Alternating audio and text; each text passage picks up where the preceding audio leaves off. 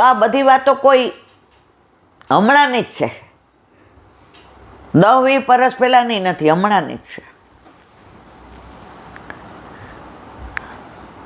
પણ તમારી દ્રઢતા એમાં હોવી જોઈએ. તમે સોમવારે મહાદેવને જળ ચડાવો ને બીલી ચડાવો, મંગળવારે ભાદ્રકાળી હાલતા જાઓ, બુધવારે રાહુના પાઠ કરો, ગુરુવારે ગોપીનાથજી દિવાએ જાઓ, શુક્રવારે સંતોષી માતાનું ચણા ખાઈને, શનિવારે હનુમાનજીને તેલ ચડાવો, રવિવારે કુળદેવીએ દીવો કરવા જાઓ. ઠાકોરજી કે હજી બરાબર તું રખડે રાખ, મારે હજી તારા ઘરે આવવાનો વાર છે. એક બેનના ઘરે અહીંની જ વાત છે, આ એરિયાની જ. નવા 10 વર્ષ પહેલાં બ્રહ્મ સંબંધ લીધા અને બધાએ કીધું લાલો હોય ને તો સારું, આપણે લાલાને શણગાર કરીએ, આ લાલાને ધરાવીએ. તો 5 જણ આવી તો કુલેર બનાવી, કુલેર ઓલા નાગ દેવતાના. એટલે એને વર કે પેલા નાગ દેવતાને ધરાવ. હવે ઠાકોરજીને કોઈનું ધરાવાય? હવે એ બેનના મનમાં સંશય થયો. એ કે ના સારું, આપણે આ મને આમાં મગજમાં કાંઈ બેસતું નથી. મેં સાંભળેલું છો, મારી યારે વાત નથી થઈ. પછી એ બેને એક ભગવદીયાને ફોન કર્યો. એ કે તમે આવું કેમ કરો છો? તમને કુલેર ધરાવી છે ને? એ કે હા, ચોખાની કરી રૂપાળી બાજરાની કરી, અને અમે તો ગામડાનું ઘી એટલે કુલર ખાવ તો ખબર પડે. પણ મારો વર એમ કે પહેલાં તું આપણે જ નાગપંચમીની પૂજા કરીએ ને એમને ધરાવ, અને અડધી કાઢી લે ઠાકોરજીને ધરાવ. ઓલા બેન કે તો ઠાકોરજી પુષ્ટ કરાવ્યા શું કામ? તમે પરણ્યા તો તમારા વરને અડધું ખવડાવો અને અડધું તમારા કોલેજના ભાઈબંધને ખવડાવો.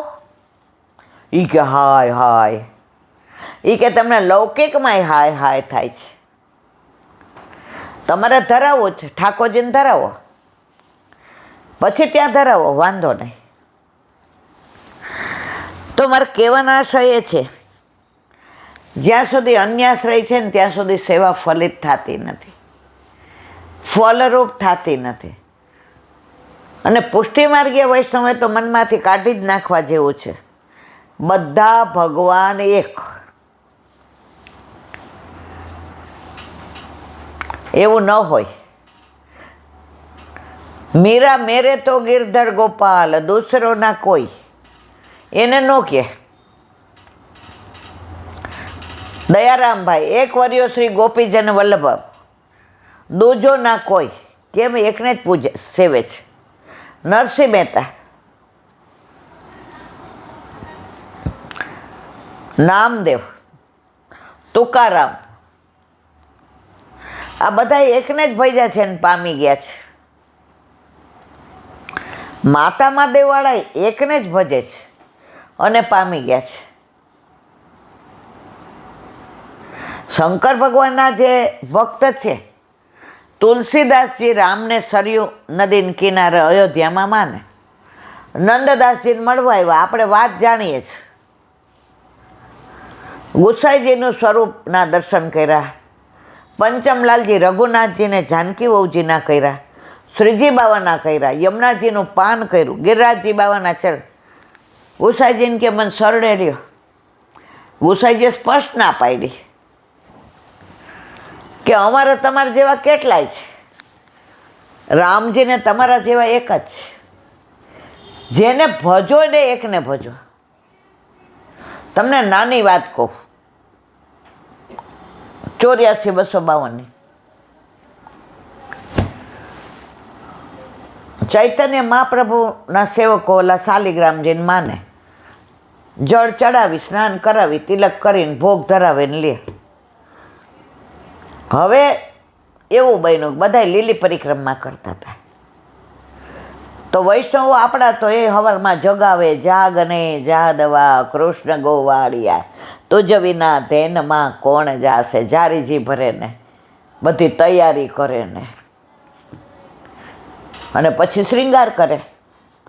રોજ નવા શ્રીંગાર ને મુગટ ધરાવે ને, ટીપારો ધરાવે ને, શેરો ધરાવે ને, પાગ ધરાવે ને, 5 ચંદ્રિકા જેવું લખ્યું હોય એવું બધું કરે, અને રોજ નવા ભોગ આવે, અને આને પ્રસાદ દે. અને આ જુએ કેવા શ્રીંગાર કરે છે, આમાં તો કશું જ નહીં. અધવચ્ચે પૂછ્યું, એ કે તમારા ગુરુદેવ કોણ? એ કે અમારા વલ્લભ. એ કે આ પધરાવી દે એમ? એ કે હા.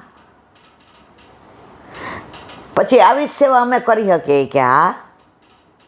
એ કે ક્યાં બિરાજે છે? એ કે વૃંદાવનમાં.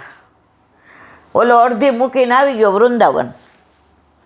વલ્લભ ત્યાં બિરાજતા હતા.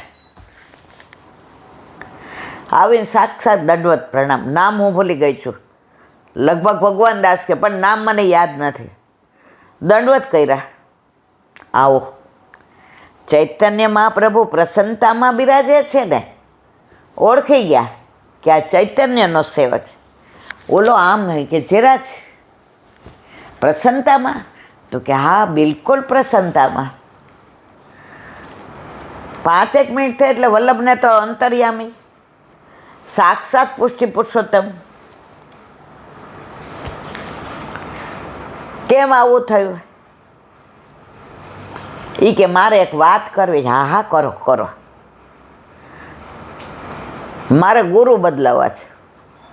વલ્લભ હંસા, મારે તમે બધાને કાનુડો પધરાવી દો છો ને, કેવા શિંગાર કરે છે ને, કેવું દર્પણ બતાવે ને, કેવી વેણું ધરાવે ને, કેવો પાગ ને, ચંદ્રિકા ને, શેરો ને, મુગટ ને, ટીપારો ને, જરીના વસ્ત્ર ને, સામગ્રી ને. તો મારે એવા પ્રભુ જોઈએ છે. વલ્લભે શું કીધું ખબર છે? સાંભળ ભાઈ, ગુરુ, મંત્ર, માળા અને મૂર્તિ ક્યારેય બદલાવાય નહીં. ગુરુ, મંત્ર, માળા અને મૂર્તિ ક્યારેય બદલાવાય નહીં.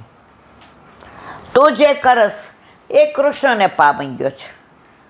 અમારા વૈષ્ણવ કરે એ કૃષ્ણને પામી ગયા. ઓલો કે ના એવું નહીં, મને એ કે સ્વરૂપ જ જોઈએ છે, મારે સ્વરૂપ સેવા જ પધરાવી દો. વલ્લભ કે જો તારી નિષ્ઠા સ્વરૂપ સેવામાં હશે તો જે કરશે એ તારા ગુરુ કરશે. આમાં મારાથી કાંઈ ન થાય. ગુરુ ક્યારેય બદલાવાય નહીં. ઓલો તો નિરાશ થઈને ઘરે ગયો. શાલિગ્રામજીને સ્નાન કરાવ્યું, તિલક કર્યું, ભોગ ધર્યા, પ્રસાદ લઈને હોઈ ગયો. અડધેથી આવ્યો તોય મેળ પડ્યો નહીં.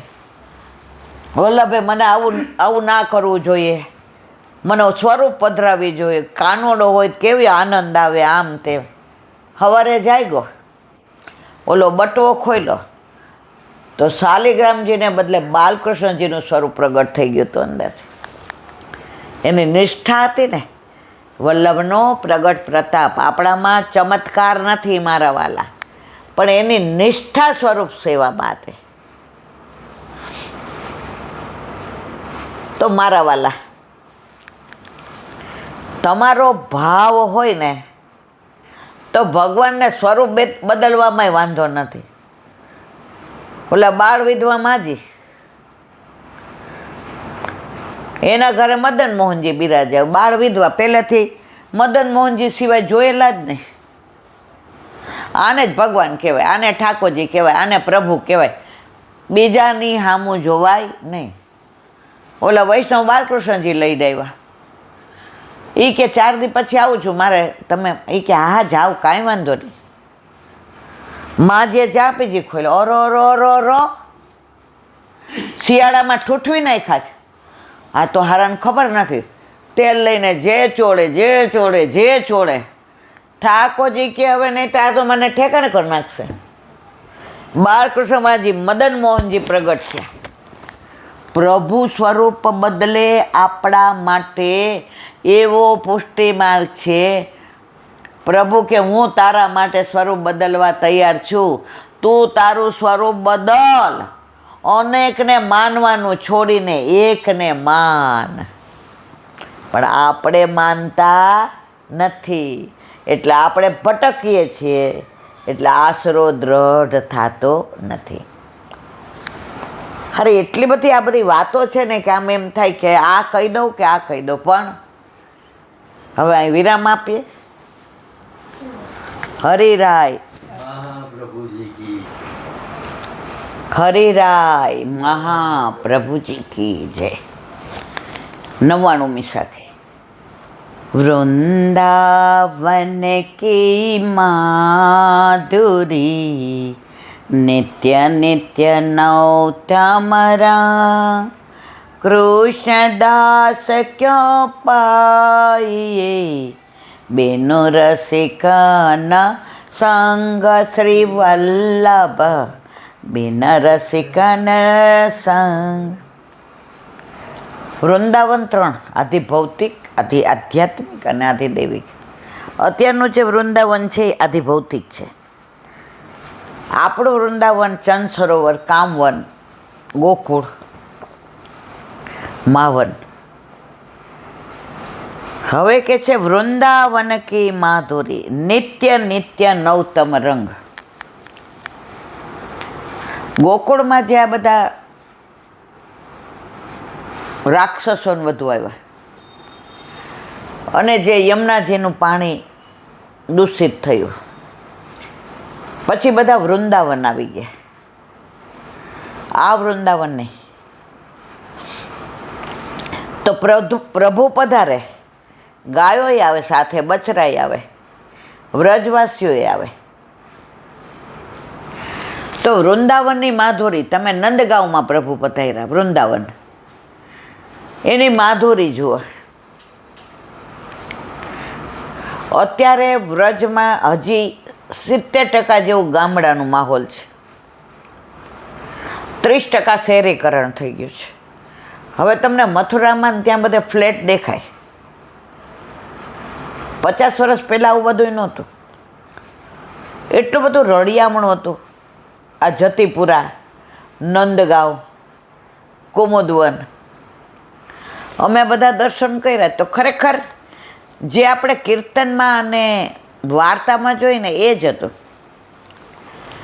હવે જેમ જેમ સમય જાય એમ આ રસ આવતો જાય, એટલે ઓલો રસ જાતો જાય. તો વૃંદાવન કી માધુરી નિત્ય નિત્ય નવતમ રંગ. એવું કહેવાય છે કે ભાગવતમાં જે 18,000 શ્લોક છે એ પ્રભુની સારસ્વત કલ્પની અડધી પળની લીલા છે. કેટલી? અડધી પળ. તો વૃંદાવનના નવતમ રંગ કેવા છે, એ લીલાઓ કેવી. અત્યારે આ ભૌતિક વૃંદાવનમાંય તમે નિધિવન કે સેવા કુંજમાં જાઓ, રાત્રે કોઈ નથી રહી શકતું. અને પ્રગટ પ્રમાણ કેવું, દિવસ 7 એટલે વાંદરા વયા જાય, માકડા, પશુ પક્ષી વયા જાય, કીડી મકોડા બધાય વયા જાય. આજુબાજુ રહેવાવાળા બારી બારણા બંધ કરવા માંડે કે ક્યાંક ભૂલમાં જોવાઈ જાય એટલે લીલામાં પહોંચી જાય. આજ તકવાળા હોય કે ટીવીવાળા ગમે હોય, ગમે એવા કેમેરા મૂકે, સવારે કાળું ધબ્બ હોય. વ્રજમાં આજે પણ પ્રભુ રાસલીલા કરે જ કરે જ કરે છે. રાસલીલા નિત્ય છે.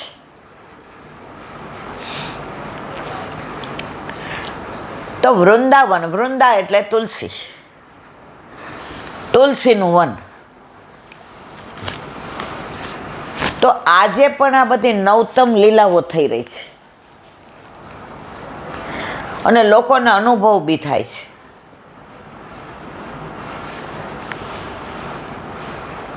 એક વૈષ્ણવ, હા, લગભગ 30 વર્ષ પહેલાં યુગલ સ્વરૂપે વ્રજમાં ગયા. હજી બહુ વ્રજનું અનુભૂતિ નહીં. એના ઘરવાળા તો પહેલી વાર ગયા હતા, ઓલા બેન 1-2 વાર કદાચ ગયા હશે. એટલે એના વરને કીધું આપણે ગિરિરાજજીની હાલીને પરિક્રમા કરીએ.